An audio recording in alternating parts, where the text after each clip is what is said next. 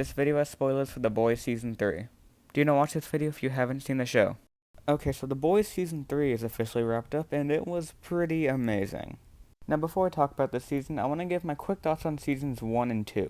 Skip to the time code here if you're interested in my opinions on Season 3, so yeah, let's get into it. So I love the black comedy and the gore in this show. It's always able to be graphic and funny, and it uses it to its advantage. I honestly don't get it when people say that this show is edgy. Yes, the show is violent, but violence doesn't automatically mean edgy. I mean, the comic is definitely edgy, but I wouldn't say the show is. I'd say that the show's gore is actually so insane that you kinda meant to laugh at it, the same way in like Invincible or Mortal Kombat and how they handle their gore. It's so extreme that it's funny. Because maybe this is just me, but I find fictional violence to be very fun. But I'd say easily the best thing about this show is Homelander, who is such a great antagonist. He's also incredibly well acted, and all the performances in the show are top tier as well.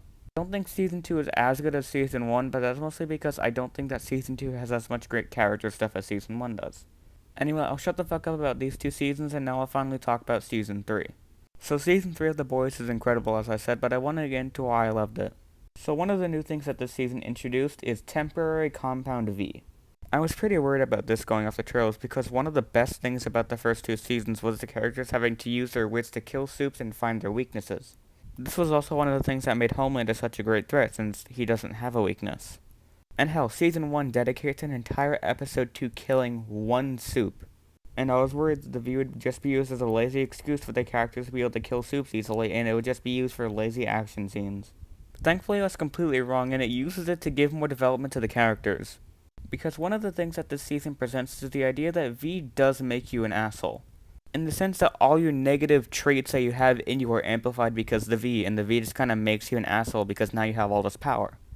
Like with Huey and how he wanted to use the Temp V to save Starlight, someone who didn't want to be saved, simply for his own ego because he's tired of her being stronger than him and making him feel weak. This leads to a great moment where instead of taking the Temp V to save her, he instead turns on all the lights for it to be as bright as possible to help her in a different way. Same with Butcher and how he was actually getting way better, but once he took the Temp V, he started being an asshole again and basically became his father. He started being an asshole to all his friends again and even lost his connection with his son. It also leads to some great character conflicts like with MM and Butcher. The characters' morals and beliefs all clash because of this Temp V. I was worried it would just be used as a lazy plot device, but instead it was actually used for some great character conflict. Another great thing, and possibly my favorite thing about the season, is Soldier Boy, who is genuinely one of my favorite characters in the show. Fuck you. His character is so compelling and the actor does such a great job at playing him that when he said he wasn't a bad guy, I actually believed him. I mean, until the next episode, of course, but whatever. He was that convincing. Because of Soldier Boy, it also made Black Noir of all characters better. He gets a fair amount to do this season with all the development around Soldier Boy and his backstory. It's interesting to see. Black Noir has always been a nothing character with little sprinkles about what we've learned about him in the past, but now we actually get to see him do a lot of stuff and we find out a lot more about him.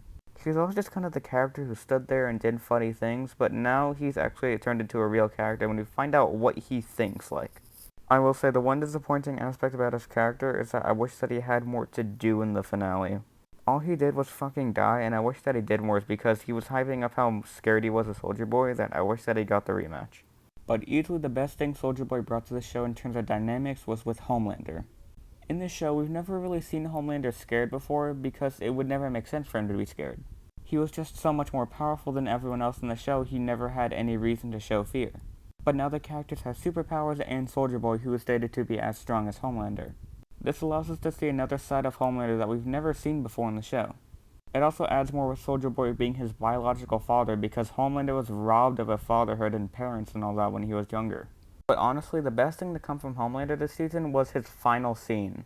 His final scene where he finally snapped wasn't exactly what people would expect. He doesn't laser a crowd of people or start a superhero revolution and take over the White House. He kills a single person in a crowd of people, and everyone cheers. And here Homelander realized he could truly do whatever the fuck he wants. The music in Anthony Starr's performance truly makes this scene incredible. It's honestly one of, if not my favorite scenes in the entire show. Now, I know a lot of people say that not a whole lot happens in the finale, but a lot of stuff genuinely does happen. It's just very character driven, since overall that's what this season focuses on. The one thing that this season focuses on more than anything else is character development, which is the best thing it could possibly do because the characters are the best thing about this show. I think that's why I don't like season 2 as much, because I find all the stuff with the Liberty plotline to be very boring since it doesn't develop our characters that much. There are like 2 or 3 scenes that give us good character stuff, and the rest is just this boring plot shit that I don't care about. I didn't find a lot of that stuff to be very interesting, whereas with The Boys Season 3, I was always interested, and I kept trying to watch the episodes as soon as possible. Each episode left me hooked and always wanting to see the next one. Now, I listed a bunch of praises, but do I have any criticisms for the season? Well, honestly, I don't really have many. I guess I could say I'm a little tired of the circles that they're taking with Butcher's character, but upon rewatch, I don't mind it as much now because it's a temp is kind of fucking with him. But I just hope that in season 4 they finally commit to whether he's a good person or not. Also, Soulja Boy getting from Russia to America really quickly, that just kind of bothered me. I think Maeve surviving is kind of dumb, especially since she shouldn't have survived that fall in the explosion. And again, I wish that Black Noir did more. But yeah, that's really it for criticisms. I have genuinely enjoyed every season of the show so far, and it is 3 for 3, which is pretty impressive. I don't like season 2 as much as other people do, but I still think it's good. And being 3 for 3 isn't something many other comic book shows can say. Not even Daredevil can say that, because season 2 of Daredevil isn't good at all. It's actually kind of bad. And after season 3, I can definitively say that The Boys is my favorite comic book show. And I even love it more than Daredevil. It pisses me off when people say that people only like this show because it has violence, when that's not the case at all. Again, the gore is cool and funny, but I truly believe that the show is something special more than just beyond the fact that it's gory. And as for my scores of each season, I want to do something I haven't done before and give some half scores, mostly because I'm really in the middle of some of these. Season 1 of The Boys gets an 8.5 out of 10, Season 2 a 7 out of 10, and Season 3 a 10 out of 10. I know that may seem like a little high, but honestly, I love this season so much, and all the criticisms that I do have for it do not affect my enjoyment at all, since I still truly adore it. And yeah, that's it for the video. I hope you guys did enjoy it. Let me know your thoughts on the season in the comments below. Please like and subscribe because I'm desperate. Peace.